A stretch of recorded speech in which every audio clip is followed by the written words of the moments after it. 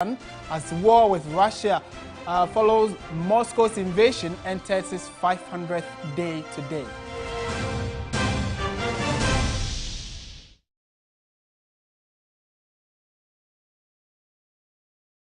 We have details of these stories and many more coming up shortly. Do stay with us. We are starting from disturbances of some power outages in parts of the country. So the West African Gas Pipeline Company Limited, WAPCO, has denied assertions that the power outages recorded on Friday night in several parts of the country was as a result of technical challenges, including limited gas supply at its end. The Ghana Grid Company Limited, GRIDCO, and the Electricity Company of Ghana, ECG, blamed the technical challenges at WAPCO for the outages. Some parts of the country were plunged into darkness for hours on Friday, July 7. In a statement to offer an explanation to what led to the power outage, the Ghana Grid Company Limited, GRIDCO, blamed a shortage of gas supply from the Outages Gas Processing Plant, GPP, and the West African Gas Pipeline, WAPCO. The Ghana Grid Company Limited, GRIDCO, and the Electricity Company of Ghana, ECG, said the unexpected power cut was as a result of gas supply challenges from Outages and a WAPCO technical issue. Power has since been restored in the affected communities. The West African Gas Pipeline Company Limited, WAPCO, in a statement to set the record straight, said the company did not have any technical issues and that its facilities were and are still fully available to deliver gas. The statement, which was signed by the General Manager for Corporate Affairs, Dr. Isaac J. Doku, explained that Friday's challenge was as a result of the non-availability of gas from the National Gas Company's plant at Outages, which went down, making it impossible for WAPCO to transport. Let's really try and find out what exactly is happening. Joining us now is Dr. Youssef Suleimano, who himself is an energy analyst. Doc, good evening and thank you for your time. Yeah, good evening, Martins, and good evening to your cherished viewers. Thank you for having me. Right, to start with, I'm sure you're following the development about the power outages and the back and forth of blame from GRIDCO, ECG, more or less saying that, yes, they know that there's a problem, but then they also agree with what GRIDCO is saying. They both said that WAPCO, which is the West African Gas Pipeline, had technical challenges, for which reason they couldn't supply gas, which led to the power outages. Is that same information you have gathered from the ground? Yeah, thank you very much once again. Yeah, indeed, I think that looks very interesting. I had the opportunity to look at the release that came from, GRIDCO and ECG, especially GRIDCO, and that started to suggest that the issues were coming, they were emanating from two main areas. Of course, Ghana Gas was one, and it also sought to suggest that WAPCO was another one that was also causing, the outages. And indeed, if you look at our generation mix, what's happening is that the thermal is still a force to reckon with, and the gas is just the one that powers the thermal. So if there's any shortfall in gas supply, within the thermal mix, that's going to have cascading impact. And Martins, if you look at our generation mix and what in terms of what is installed, what is available, and what is demanded, there's an interesting scenario. Currently, as we speak, what is available to the end user and what the end user need on peak demand or at peak demand, they are almost matching up. So any shortfall in one of these will likely result in what happened last Friday. So as to whether it's coming from GRIDCO or it's coming from Ghana Gas, in which case it's from our quarters, or it's coming from WAPCO. I think WAPCO came out clearly, they didn't mince words. They clearly stated that their plants are stable and they are ready to supply gas. So it's safe to suggest that, we're going to have a blame game here, but I want to believe that what WAPCO came to put out there, until we have any other counter proof from our transmitters or distributors or generators in terms of our quarters, then I think we hold WAPCO statement as a fact. Because if you look at WAPCO, WAPCO is just a conduit, Martins. They don't generate, they don't produce, they don't distribute. They are just a conduit, they are transporters. And so whatever available is there is what they transport. So gas is also key to our thermal mix.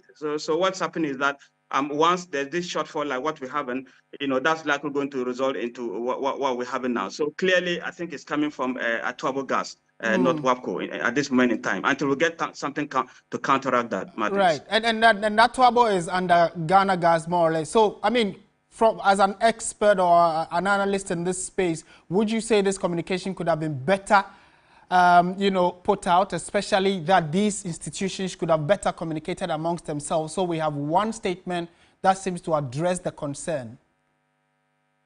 Yeah, sure. I'm sure the communique came and they thought probably these WAPCO guys were going to just sit on it. Of course, doomsday is something that nobody wants to hear. And so when there's even a single day, a single hour of doomsday coming, a lot of questions are going to be asked. So I wasn't surprised that the WAPCO guys came out swiftly to rebut whatever, Greco put out there. So yes, that could have been done better, Martins. A communication like that, if you say Atuabo Gas and WAPCO, the word and WAPCO means that WAPCO is equally culpable. Absolutely. And so if they know that they're not culpable, they have to come out clearly, and that's what they did. So yes, the communication could have been done better. A better communication among these key stakeholders would have resolved this impasse or this kind of discrepancy. Martin. Okay. Doc, thank you so much for your time. Dr. Youssef Suleimano, an energy consultant, trying to put into perspective the conversation about the power outages experienced last Friday. In more news tonight, former President John Mahama has said the mass exodus of professionals leaving the shores of the country is indicative of a poorly managed economy by the current administration. Speaking at the KNUST 10 Alumni Connect on Saturday, the 2024 NDC flag bearer urged the youth wing of the party to actively avail themselves of the party's activities to ensure it regains power to correct the wrongs. Ghanaian youth, rightly disillusioned by the hopelessness engulfing our country, are prepared now to leave the country in search of greener pastures elsewhere. Not even the perilous nature of those journeys in this pursuit is enough to deter them. Many sectors, especially education and health, continue to lose many professionals who find the attraction of earning far more abroad than they do here too irresistible. This is a telltale sign of national failure and needs to be reversed as quickly as we can. The reality, however, is that no measure of confidence can be placed in this Akufo-Addo Bawumia government to be able to do this. The stark reality is that only a change of government through the 2024 elections can result in a change in the trajectory of this country, as the MPP has come to an end of the road in terms of any workable ideas. Yes, we must break the 8 years of corruption. Yes, we must break the 8 years of impunity and waste. Yes, we must break the 8 years of poor governance. Yes, we must break the 8 years of arrogance. Meanwhile, the National Democratic Congress says it will continue to support 26 of its supporters who were injured in an accident a week before the election. Running mate to John Mahama in the 2020 election, Professor Jenano Pokwajiman, who led the Asin North MP and party bigwigs to visit the injured a week after the elections, says the party will never neglect them for the sacrifice. One person dead and 26 others sustained injuries in the accident. The accident occurred in the heat of the campaign as party faithfuls showed support for James Jachi Kwesen, a teenager who was involved in the accident, currently requires urgent surgery on the eye. The NDC Member of Parliament for the Asin North constituency visited the injured as part of his thank you tour dedicated his victory to the victims, assuring them of his unrelenting support beyond recovery.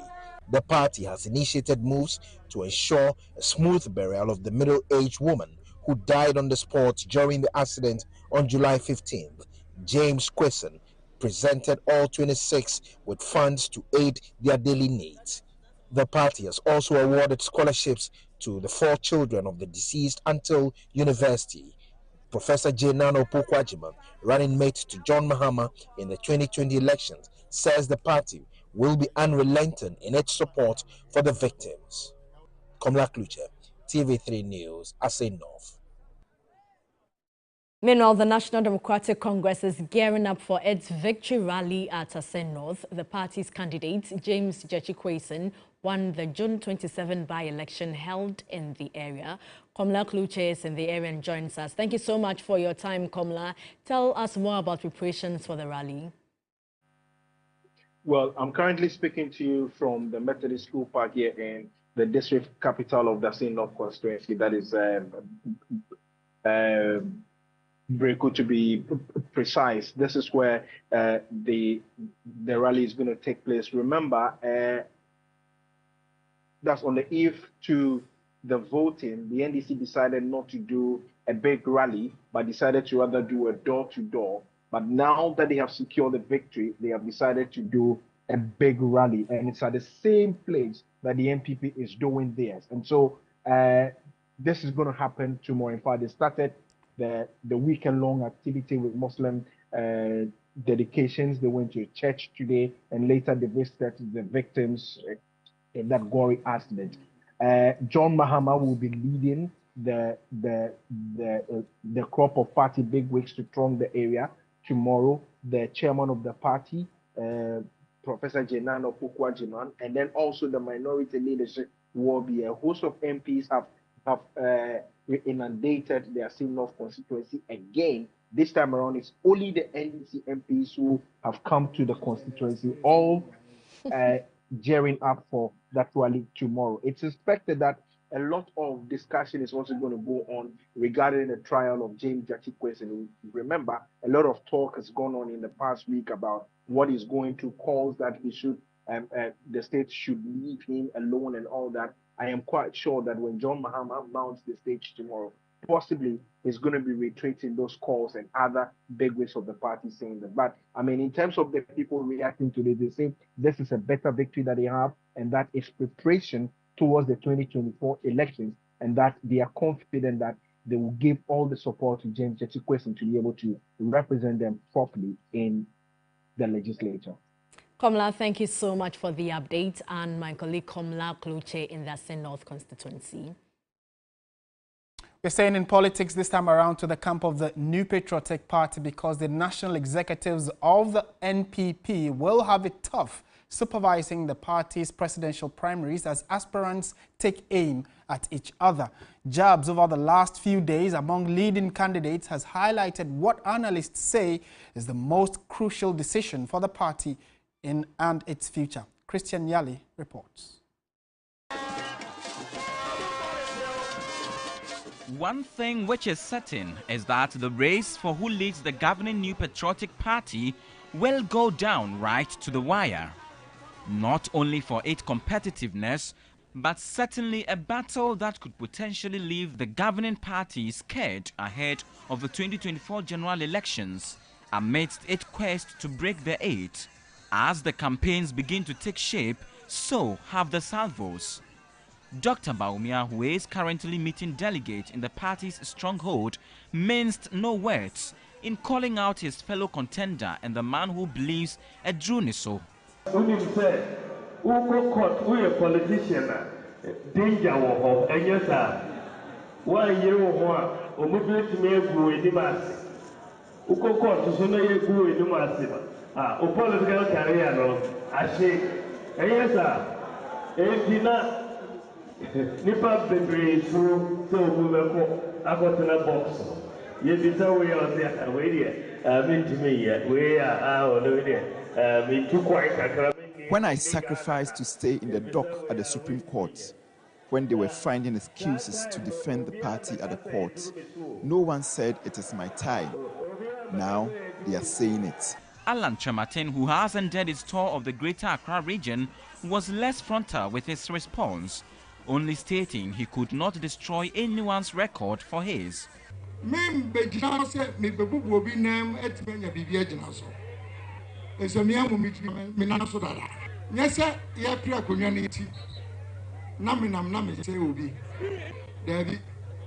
do not need to destroy somebody's record to construct my own record. Spokesperson for the Alan campaign, however, was not charitable. Yabuabin Asamoah said the vice president has contributed nothing to the party. The vice president came into this party without contributing a peso to the processes of this party. And I challenge him to show a receipt saying that he contributed anything to this party before he was brought in. He himself, on his campaign rounds, has confessed that he's not a politician. He was not a politician. He was brought in by Nanado to become his economic counterpart. In the beginning, men were there to contribute. Men were there to confront the authoritarian regime. And men were there to help establish the new patriotic party. He was not there. Men were there. Those men included Alan John Kojo Chemate. For now, there are no signs of a slowdown, with many watchers predicting a lot more of such ahead of the November poll. Christian Yali, TV3 News, Accra. And away from politics, a review of cocoa farming policies is required. That, according to Youssef Suleimano, Deputy Minister for Food and Agriculture in charge of crops, as some farmers continue to sell their cocoa farms to unlicensed miners. Reacting to a TV3 report on the sale of cocoa farms to illegal miners at Enum Apapem in the eastern region, the Deputy Minister noted that because the lands are privately owned, the government cannot get involved. On June 18, TV3 reported about illegal mining activities at Enum Apapem in the eastern region, where some cocoa farmers are selling their farmlands to miners, including foreign nationals. Bobby, a 46-year-old cocoa farmer, was preparing to go farming when the news team arrived. He has sold part of his farmland to illegal miners. He reflects on the hardship of his life as a cocoa farmer. One bag will contain 8,000. We don't get enough cocoa beans. The production is very low, and this isn't sufficient to sustain us. He is concerned about what he sees as the lack of support from the Ghana Cocoa Board for cocoa farmers.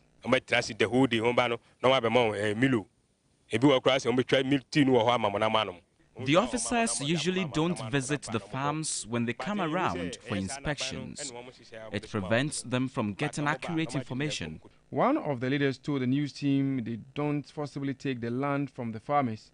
Reacting to the report, the Deputy Minister for Food and Agriculture in charge of crops, Youssef Suleimano, admits the trend has been there since. This issue of cocoa lands being taken by galamseyers didn't start today.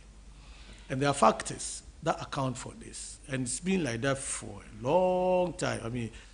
But it is true that cocoa farmers' incomes are low in this country. And the cocoa farmers' incomes are low, the causes are many. In certain cases, no matter what you do, you give them about 3 times what we are giving them right now, 10 times what we are giving them right now. Once the galamseyer has come there to tell him that you are going to be rich overnight, immediately they will sell the land. Because the government doesn't own the lands. Cocoa Board doesn't own the lands. That is the problem. He wants policies surrounding cocoa farming reviewed. Next door, Côte d'Ivoire, they have a liberal system where individuals can export cocoa. And the central government doesn't give them the inputs the way we do here. So when the government takes the cost of all the inputs, transportation, haulage, and everything from it, what is left is what is given to the farmer. In our next door neighboring country, Côte d'Ivoire, it is not like that. When the prices go down, they go down with it. When the prices go up, they benefit. Maybe a time has come for us as a country to toe that line so that this cost build up plenty things that will be the responsibility of the cocoa farmer. Cocoa output dropped 34% in 2022 compared with the same period in 2021, according to a report by Cocoa Board. More needs to be done to safeguard the cocoa sector, one of Ghana's largest foreign exchange earners. Joseph Armstrong Gould, Alibu TV3, Enum Apapem, Eastern Region. Now, patrons of 3FM Baby Fair are calling for more of such events throughout the year. They expressed their excitement and highlight the positive experiences children have had visiting the fair. Michael Luburu brings you the rest of the story.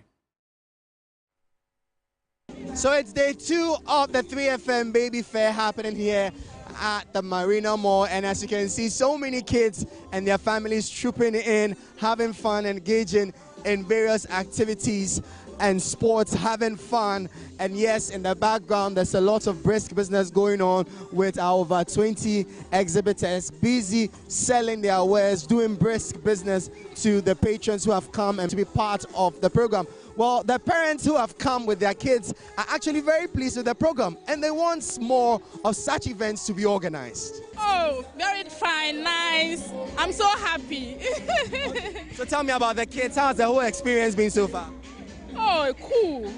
So far, my kids are having fun, and I'm happy for that. It has been so lovely, and then my kids are really having a nice time. We really want this to be done always, yeah, because we're having such a nice time here. We've enjoyed coming here, and it should be organized maybe every time, every now and then. I think if we should be having programs of this nature, I think to have the kids, because this is their day. For them, 1 weekend or 2, if they have this, it will help them to develop very well. It is not all about school. Once in a while, you need to take them out. Take them out for them to also enjoy the outside world. Tomorrow is the final day of the baby fair happening here at the Marina Mall, and the head of programs at 3FM has been sharing what you should expect on the final day. Tomorrow crowns everything. So tomorrow we'll have the likes of the toddler crawling competition, we'll have beauty pageants by the kids, and then of course there's non-stop music, the cotton candy, the ice cream, the popcorn, the, bouncy castle, and the foam play area. All of that will still be there, but more importantly, because the vendors know that tomorrow is the last day, they're willing to give the best deal ever. If you've missed out on the event so far, Sunday is your last opportunity to be part of all the fun and excitement going on here at the 3FM Baby Fair happening at the Marina Mall. My name is Michael Luburu for 3 Business.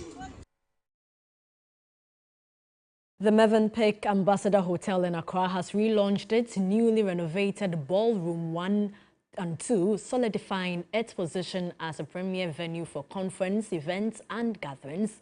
With a focus on modern amenities and a commitment to exceptional service, the hotel's ballroom complex now stands as the largest pillarless conference room in the city.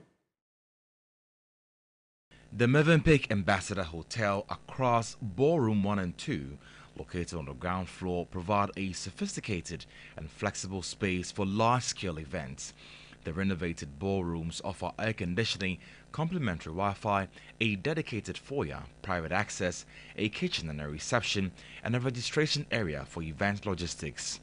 Business support services, audiovisual equipment, flip charts, lecterns, and breakout rooms are also available. The ballrooms offer flexible setup options, partitions, and a dedicated coffee break area for networking and relaxation. The hotel also offers exclusive hire for functions in private settings. What's the biggest thing that meeting planners will get to experience is the new technology. So we've improved a lot of our technology, for example, the data projector screens, the sounding. So there's a lot of those benefits when you're in the ballroom. And with our meeting rooms, we've actually benefited by incorporating some hybrid meeting equipment. After COVID, I think a lot of people started to learn about hybrid meetings. So we actually have 2 venues that are purely dedicated to hybrid meetings. And I think what's important, it's new, it's modern, it's state-of-the-art technology, coupled with really great service. For those seeking exclusivity, the ballrooms offer the possibility of exclusive hire, allowing event organizers to host their functions in a private setting. The grand reopening of Ballrooms 1 and 2 solidifies the hotel's reputation as a leading conference and event venue in Accra. MultiChoice Ghana, owner of satellite stations DSTV and GoTV, has had a health walk as part of its activities to mark the 30th anniversary and bringing a healthy lifestyle to staff and its partners. Management say they will commit to providing technical expertise for the locals in the film industry to improve their skills. MultiChoice Ghana has significantly impacted the Ghanaian economy through the provision of employment and the offering of quality entertainment on DSTV, GoTV and other digital platforms. Commemorating 30 years of giving Ghanaians a good television viewing experience with cycling and a walk on San Principal Street of Accra, staff chanted with songs and excitement. Others demonstrated their cycling prowess. So we want to promote healthy life, healthy living. So we've done a walk. I think we've done about 10 kilometers back and forth, right? So this is part of the one of the things we're doing to celebrate the 30 years. We are commissioning a lot of the local producers. They will tell you that since we brought Akwawa Magic and Akwawa Magic Abusia, they are busy. They have a lot of work that they are doing. We've created a lot of jobs. The corporate affairs manager of MultiChoice Ghana, Niyama, said they use electronic bikes as part of acknowledging the need to go green. We continue to offer training opportunities for sports journalists. Through our MultiChoice Talent Factory, we continue to provide technical expertise for people behind the cameras to improve their skill through the MultiChoice Talent Factory initiative. And for us, this is a strong and a proud thing for us to do. And Ghana should expect a lot more from us in the 30 years going forward. Management told their customers to look out for exciting new packages on the platform, especially for football lovers. 1-year-old baby Love is in dire need of financial assistance to undergo surgery to save her life. Doctors at the Cardiothoracic Center of the Kolebu Teaching Hospital say she needs $7,000 immediately to undergo an open heart surgery. Baby Love's mother became concerned when her daughter's constant cough and fever would not go away. Clinical examination and investigations by doctors at the National Cardiothoracic Center of the Kolebu Teaching Hospital revealed a hole in heart condition. The breathing was also not good, and you could hear her do something like she's kind of tired when she's breathing sometimes. So I took her to the hospital. They realized there was a hole in the heart.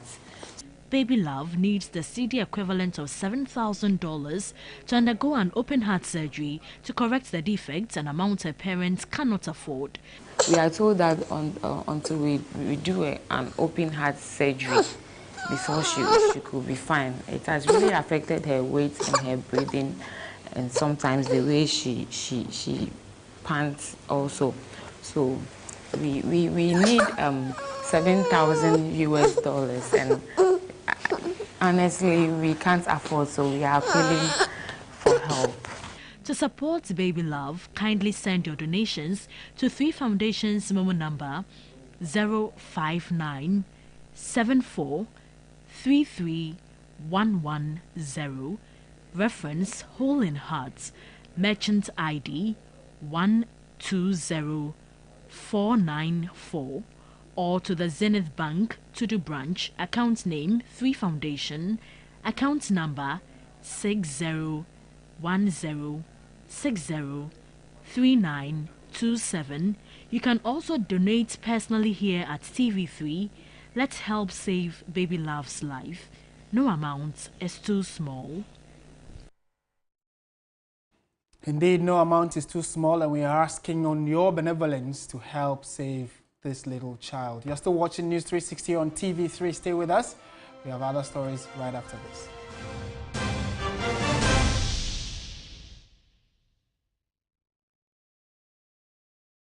Ladies and gentlemen, we're going to demonstrate to you the superior properties of Flamingo Paint as compared to other paint brands on the market. We take equal quantities of Flamingo Paint and this ordinary paint. We then dilute them with water. And now, let the test begin. The gentleman on the left is going to apply the ordinary paint, and the gentleman on my right will use the Flamingo Superior Paint. As you can clearly see, Flamingo has the obvious better hiding. Furthermore, Flamingo has painted a much larger area. You know, 1 bucket of Flamingo paint is equal to several buckets of any other paint brand on the market. Flamingo paint is made with superior formulation to give superior durability, superior hiding, superior coverage. Flamingo paint, simply superior. Many people think I get whatever I want because I'm a popular actress. But no, that is not true. Me Casano, Adebia mi yebiano, me shishimpe papano. And when I find it, I stick to it. My shishimenya Bell Pack tissues. Bell Pack ewe tea roll.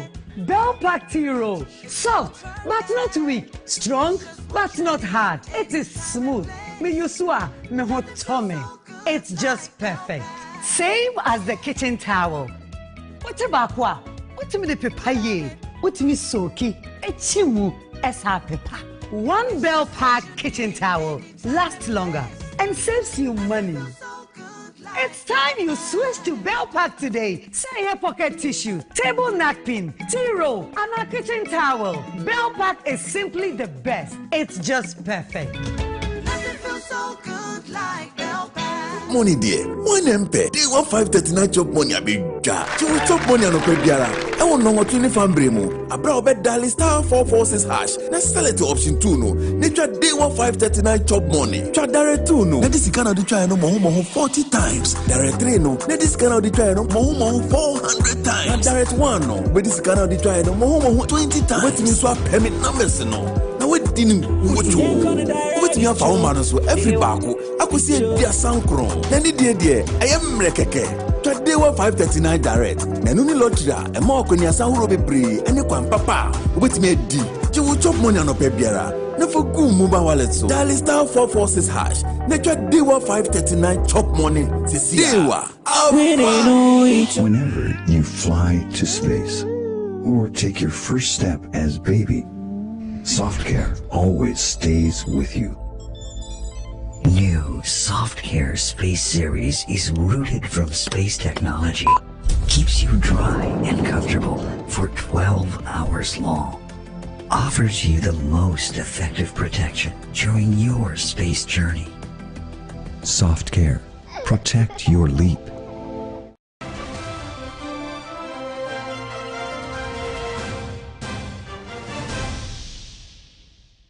Let's do some more stories now. The lack of political will in Ghana hinders the enforcement of ocean and maritime laws despite having sufficient laws. Head of Department Geography and Regional Planning, University of Cape Coast, Professor Benjamin Kofi Nyako, made the observation at a training workshop on ocean governance for law enforcement agencies in Accra. The capacity building workshop on ocean governance for maritime law enforcement agencies is part of the project's deliverables under the One Ocean Hub project.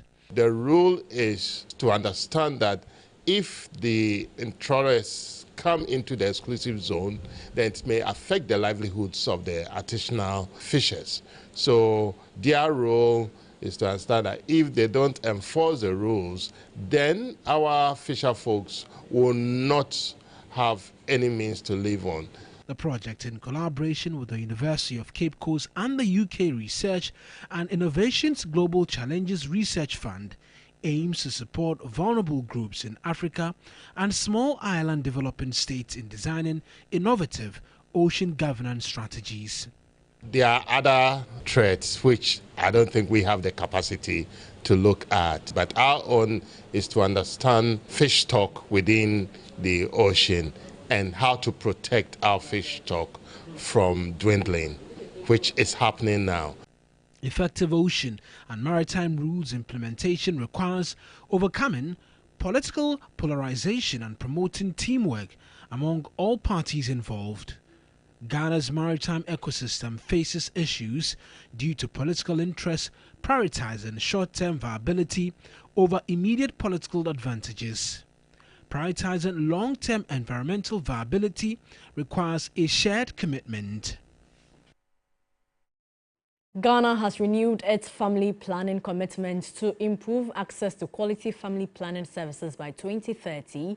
Director of the Family Health Division of the Ghana Health Service, Dr. Kofi Issa, says the goal is to reduce unmet need of contraception among sexually active adolescents from 57% to 30%. Committed to improving family planning services from 2016 to 2020 through the FP 2020 phase, recognizing it as a multi-sectoral issue with health benefits. However, over 500,000 teenagers have become pregnant in the last 5 years, requiring a renewed commitment to build on the success.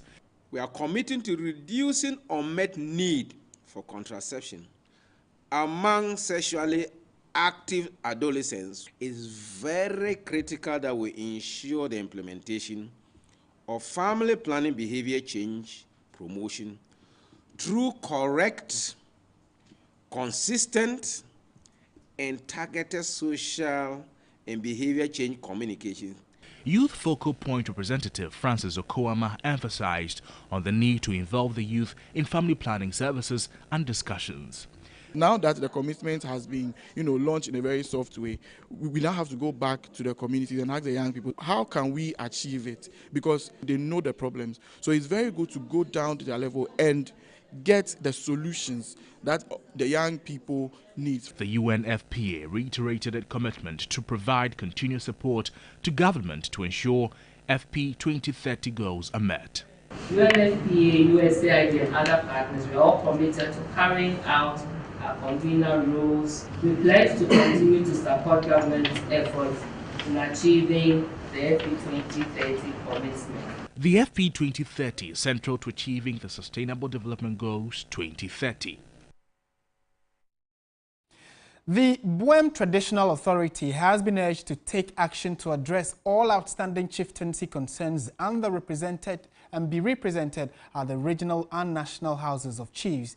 The OT Regional Minister Joshua Makubo asserted that development would be accelerated by an urgent and permanent resolution on age-old chieftaincy conflicts. A deadly chieftaincy conflict rocked the peace and development of Buem following a dispute involving the Omahene of the Buem traditional area, Nana Abura Makbanja IV, and some divisional chiefs in the early 2000s. To date, the challenge has not been fully resolved in spite of the efforts made by the Coalition for Peace and Development in Buem over the last 15 years. As a result, the traditional area has not been given a seat in the OT Regional House of Chiefs. This was something the Regional Minister Joshua Makubo regretted, describing it as a drawback. It is very unfortunate that the voice of Jessica, and for that matter the Buem traditional area, has not been represented in the House. I want to plead that the two of you, together with the traditional authorities in the Buem area, do me that singular honor to ensure that as a matter of urgency, all traditional issues are resolved and Buem in the not too distant future will be fully represented at the Regional House of Chiefs. The Regional Minister also spoke about Jasikan Town Road projects. We have succeeded in going through the cumbersome procurement process to ensure that an approval has been granted for the termination of the contract and then repackaging it for a new person. Joshua Makubo made these remarks during the second anniversary of the installment of the Jasikan Hene and the Adonte Hene of the Buem traditional area, Nana Eje Tete Kwase Brantul VI at Jasikai. The Mankrado of Jasikan, Dr. Samuel Duedo, lamented the lack of development in the Buem traditional area. We have identified that we are lacking a lot of facilities, all because maybe we have not done. In more news tonight, a senior lecturer at the University of Media, Arts and Communication, Dr. James Kweku-Asante, has criticized the low pay of journalists in Ghana. He noted that the situation jeopardizes the integrity of reporting and prevents journalists from standing up for their profession and rights. Ghana and Africa's media environment faces challenges in reporting quality due to low pay and editorial policy interference, despite rapid expansion. The challenge is fueled by sensationalism, misinformation, and political polarization. It's not always about singing the chorus of our paymasters. It doesn't work. It affects your reputation, it affects the credibility of the station, and it affects our democracy. If we say we're going to sit down for media owners to determine what goes in there, we will not get anywhere. The Journalist Trust Initiative, JTI, aims to restore trust by transforming professional norms into machine-readable code. The situation where some of us have been paid about 500, some even nothing at all. So we are the beck and call of our managers, and that is dangerous. I think that journalists must be well remunerated. That gives them the power to be bold enough to speak the truth in the interest of our democracy. A specialist in media development and the JTI's regional manager for Africa, Mark Aboflan, outlined some advantages of the new media self-assessment project. Really important for Africa because also for all things we are seeing now in the environment, which is a really threat for the freedom of expression and the need for the people and the journalists who have the best practice to show their work to the world, to show that still journalists with the best practices and the best way to doing their job. The purpose of the JTI is to create in the landscape media quality, to make people recognize the quality and the credibility of trustworthy journalism. To have more media outlets engage in this, to promote credibility also in media landscape. Lecturer at the National Film and Television Institute, Mary Ayim Segbefia, welcomed the initiative. The fact that there are other things that we are doing as media that are breaching the codes, but somehow we don't know about it. So I think that as media people, we should embrace this and see how far it will take us. The Accra workshop was under the auspices of Reporters Without Borders and Zami Reports. Sport news coming up shortly with Aniela Alute. Don't go away.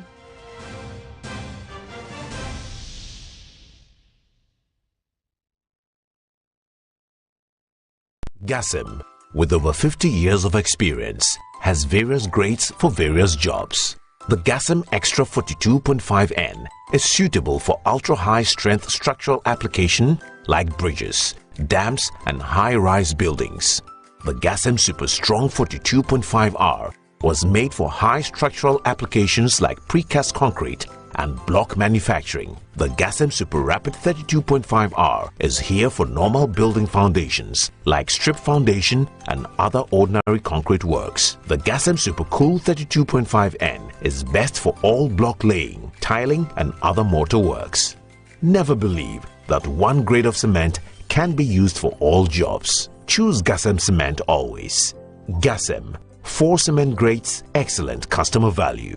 GASM, the nation builder. Are you tired of struggling with bad financial situations? At Quick Credit, we understand the difficulties that come with transitioning to a better one. That's why we're here to simplify the process for you. With loan facilities from 1,500 cedis upwards, all you have to do is call and we will take care of the rest.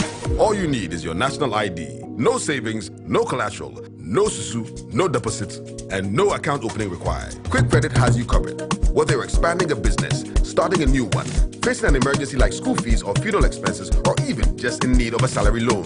What are you waiting for? Call Quick Credit today. 0302 200 390 or 059 692 0833. We do not give loans via the internet. Quick Credit is regulated and licensed by the Bank of Ghana. Terms and conditions apply. Quick Credit. Lending made simple.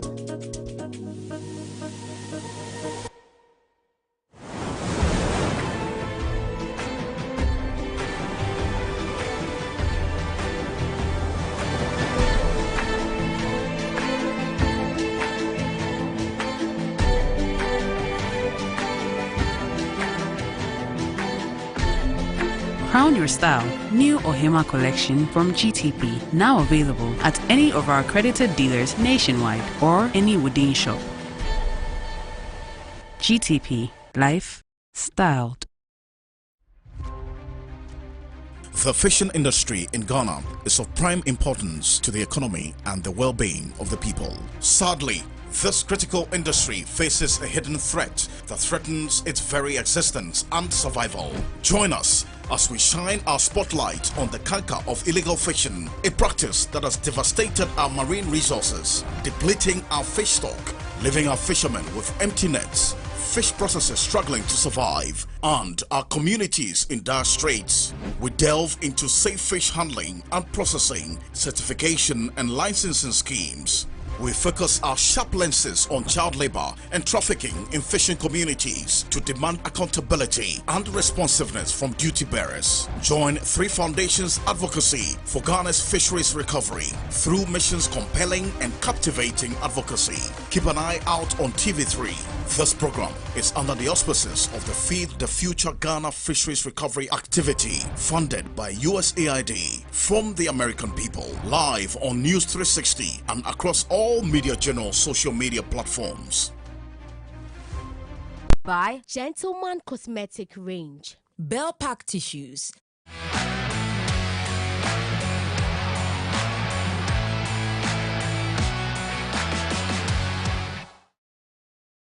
It's time for sports here on News 360. I am Aniela Alute. We start off in England, and David De Gea has left Manchester United following the expiration of his contract. The Spaniard, who joined United in 2011, was the current squad's longest-serving player, having made nearly 550 appearances. De Gea won the Premier League in his second season with the club. He also won the League Cup, FA Cup, and Europa League with Manchester United.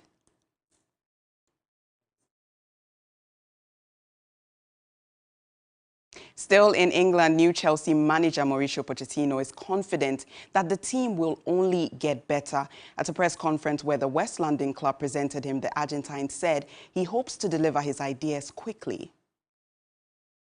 Really exciting. We are so happy that at least today we can start here in Coban, in the training ground, knowing the people, the staff, meeting the staff, and I think it's exciting now for us. And of course, what we want is to give or to bring, the happiness again to this great football club. Working hard, playing in the way that the fans can enjoy football, and then the history of Chelsea is win. But it's important also in the way that we are going to build that victories. And of course, really exciting, so happy and very grateful with all the people. Of course, I start with Todd, with the dad, with Jose, with, of course, all the people after. For first time in Coban. Of trying to win and of course, for us, to feel really exciting about to work with a very young team.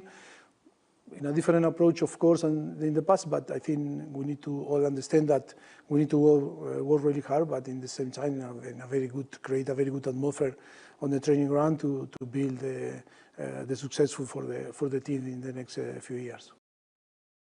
Heading over now to boxing, Jacob the Beast Dixon, a Ghanaian cruiserweight boxer, has promised to defeat his opponent tonight to appease his fans following his recent defeat in France. The boxer lost in the first round when competing for the WBO Global Cruiserweight Championship. I just don't know what happened, but it happens for a reason. But I want to tell my fans and my people around me and every fan of mine that I'm coming back stronger. And this time around, there's no excuse, coming to do my best as always. I just want to give a good show so that I'll prove myself and everybody will know how best I am and how good I am. I believe and everybody believes in me as I always believe in myself. I believe I'll be a world champion and I'll take all the world that I'm supposed to take.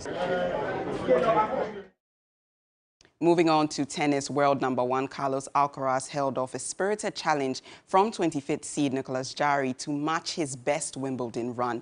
Alcaraz will now play either 19th seed Alexander Zverev of Germany or 2021 runner-up Matteo Berrettini of Italy. Meanwhile, two-time champion Petra Kvitova is through to the 4th round of Wimbledon for only the second time since winning the title in 2014.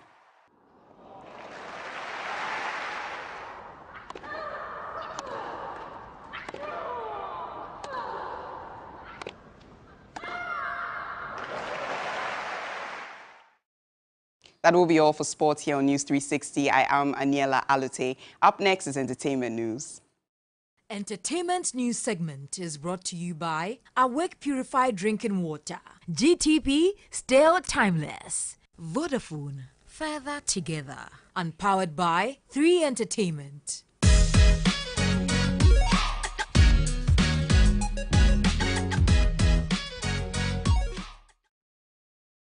Tonight in this segment, the acting director of the Kwame Nkrumah Memorial Park, Edward Kwao, has assured that authorities will prioritize a strong maintenance culture to help preserve facilities at the refurbished park. He told 3 Entertainment that a team of competent professionals have been put together to ensure the facility is properly maintained.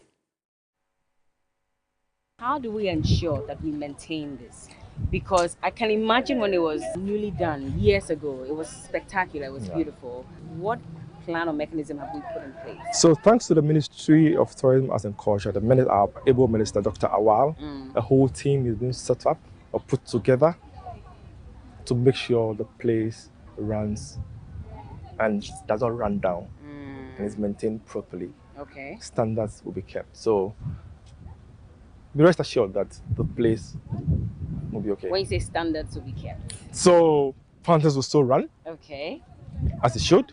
Do we have water? We have water. We have water. Whenever as part of the renovation, they've installed tanks to store a lot of water. Okay. So that we can still use it for our guests, especially to run our washrooms.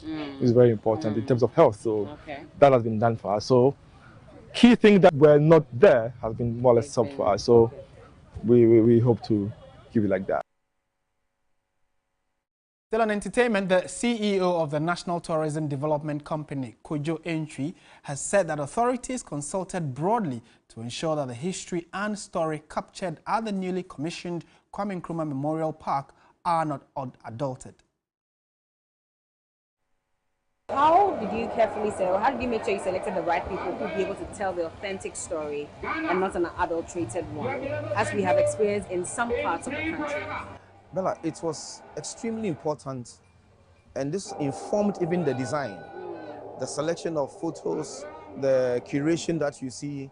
The consultation was broad. We sat with the party, members of the party, CPP, the party themselves. We sat with leading members of the party. Didn't just set out to do what we thought would be beautiful, but to go to the people who matter. There's a session in the receptive facility that was created by the Institute of African Studies, which was set up by Kwame Nkrumah. They were all part of the research. And so we put great minds in the room, spent about 3 weeks, did the research, desk research. After that, subjected it to some kind of strict test or strict proof, got feedback, and then we were sure, therefore, that the story we're putting out is nothing but authentic. And so we are happy that since the commissioning, we haven't had any negative feedback as saying this story is not true, you've adulterated it here, or because we went through a process.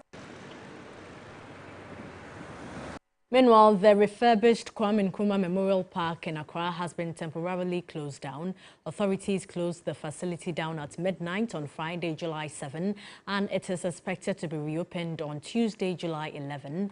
The acting director of the Kwame Nkrumah Memorial Park, Edward Kwao, announced the closure in a statement. The closure is to allow for preparations for the commercial operations of the park.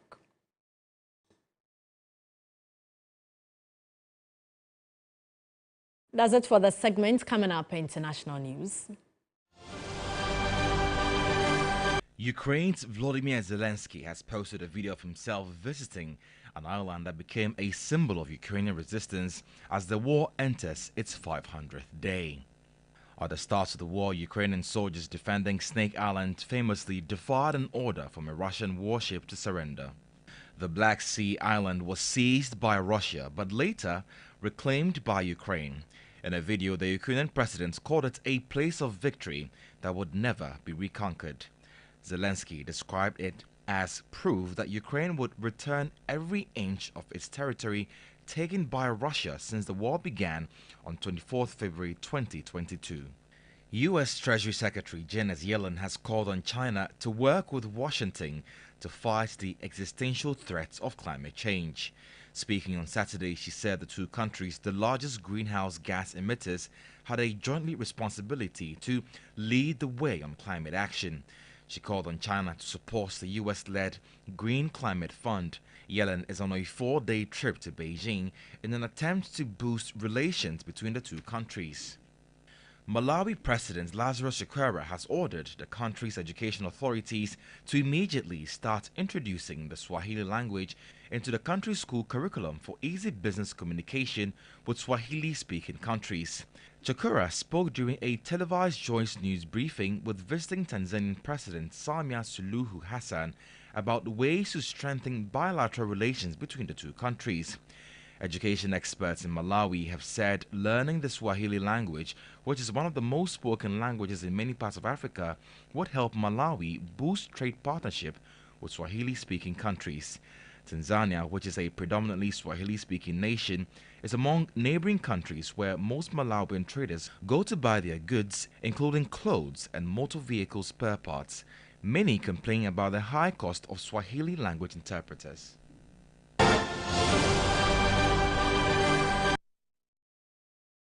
Well, in terms of African conversations, the Zambian President Hakainde Hichilema has been in Ghana in the last few days interacting with the president. Details of the conversations they've had, you find it on our website, 3news.com. My name is Martin Asiedu Dati. That's it for the bulletin. I am Portia Gabo. Enjoy the rest of our programs. Have a lovely evening.